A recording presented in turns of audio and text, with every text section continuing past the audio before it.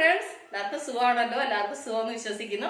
ഞാൻ എല്ലാവരോടും സോറി പറയട്ടെ. കഴിഞ്ഞ കുറേ നാളായിട്ട് എനിക്ക് വീഡിയോ ഒന്നും ചെയ്യാൻ പറ്റിയില്ല. കാരണം എന്ന് വെച്ച് കഴിഞ്ഞാൽ കഴിഞ്ഞ 25 വർഷക്കാലത്ത് ഞങ്ങളുടെ ആഗ്രഹവും ഞങ്ങളുടെ സ്വപ്നമായിരുന്നു ഞങ്ങൾക്ക് സ്വന്തമായിട്ടൊരു വീടെന്നുള്ളത്. അങ്ങനെ ഞങ്ങൾ ബാംഗ്ലൂരിൽ സ്ഥലം മേടിച്ചൊരു വീട് വെച്ചപ്പോൾ ആ ഒരു വർഷം എനിക്ക് വീട് പണിയുടെ പുറകിലൊക്കെ ആയതുകൊണ്ട് എനിക്ക് വീഡിയോസ് ഒന്നും ചെയ്യാൻ പറ്റിയില്ല.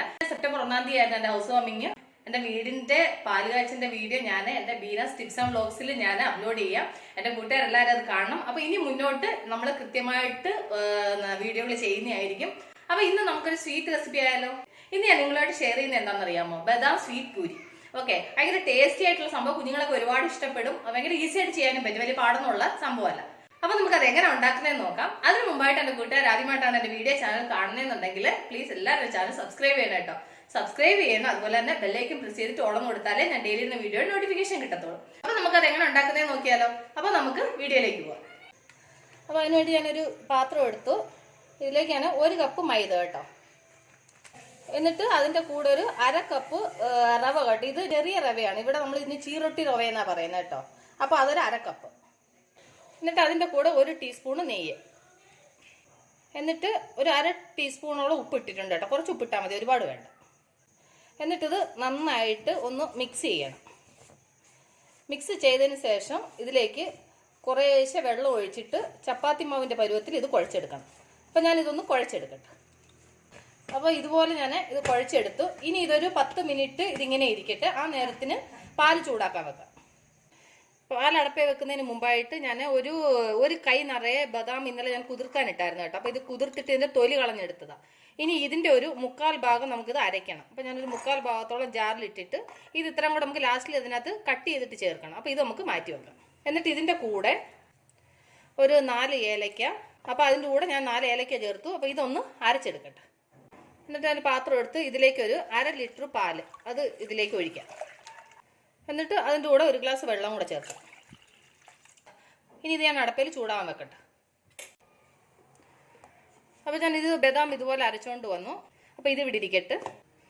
അപ്പം പാൽ ചെറുതായിട്ട് തിളയ്ക്കുന്നുണ്ട്. അതിനകത്ത് ഞാൻ ഒരു പിഞ്ച് കുങ്കുമപ്പൂ കേട്ടോ. നിങ്ങളുടെ അടുത്ത് കുങ്കുമപ്പൂ ഇല്ലെന്നുണ്ടെങ്കിൽ കുഴപ്പമില്ല. ഒരു പിഞ്ച് മഞ്ഞൾപ്പൊടി ചേർത്താലും മതി, അല്ലെങ്കിൽ ഒരു പിഞ്ച് മഞ്ഞ കളർ ഫുഡ് കളർ ചേർത്താലും മതി കേട്ടോ. എന്നിട്ട് ഇതിലേക്ക് ഒരു 1/4 കപ്പ് പഞ്ചസാര. അത് മധുരം നിങ്ങളുടെ ആവശ്യത്തിന് നിങ്ങൾക്ക് ചേർക്കാം.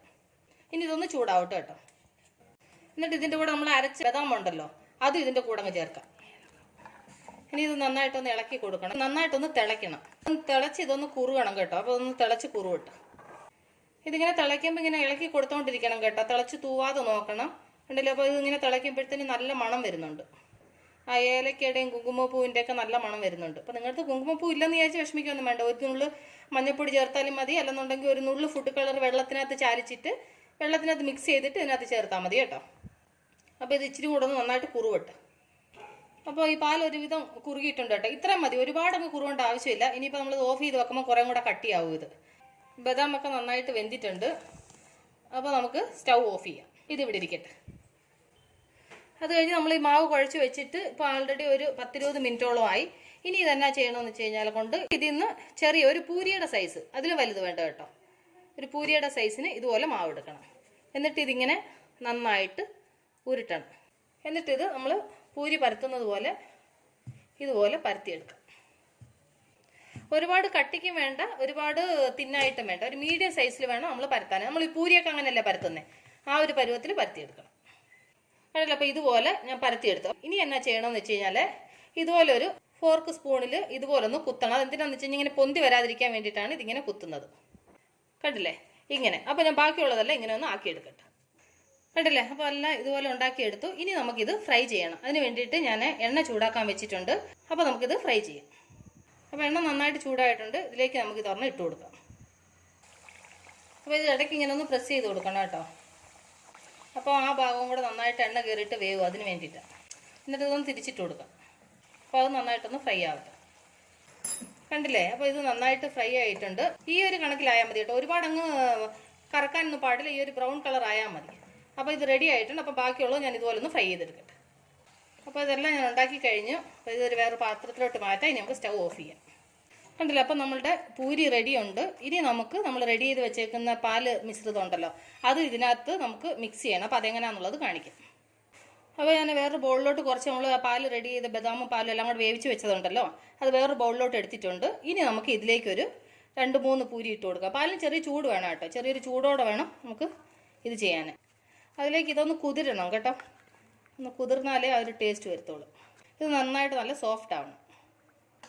ഇത്രയും മതി. അപ്പോൾ നന്നായിട്ട് കുതിർന്നിട്ടുണ്ട്. ഇനി നമുക്ക് ഇത് ഓരോന്നായിട്ട് എടുത്ത് പ്ലേറ്റിലോട്ട് മാറ്റാം.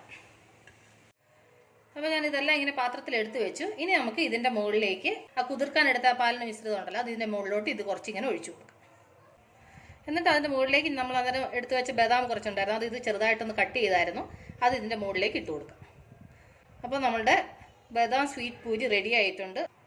അപ്പോൾ എൻ്റെ കൂട്ടുകാർക്ക് ഞാൻ നിങ്ങളുമായിട്ട് ഷെയർ ചെയ്ത ബദാം പൂരി റെസിപ്പി ഇഷ്ടപ്പെട്ടാണെന്ന് വിശ്വസിക്കുന്നു. നിങ്ങളെല്ലാവരും ട്രൈ ചെയ്യണം കേട്ടോ, നിങ്ങളെല്ലാവരും ട്രൈ ചെയ്യണം. ട്രൈ ചെയ്ത് നിങ്ങൾക്ക് ഇഷ്ടപ്പെട്ടാൽ നിങ്ങളുടെ ഫ്രണ്ട്സിന് ഷെയർ ചെയ്യുക, ലൈക്ക് ചെയ്യുക, വാല്യുബിൾ കമൻറ്റ്സ് ഇടുക. അപ്പോൾ നാളെ നമ്മൾ രുചികരമായ പുതിയ വീഡിയോയും പുതിയ റെസിപ്പിയുമായിട്ട് നാളെ നമ്മൾ വീണ്ടും കാണും വരെ ബൈ.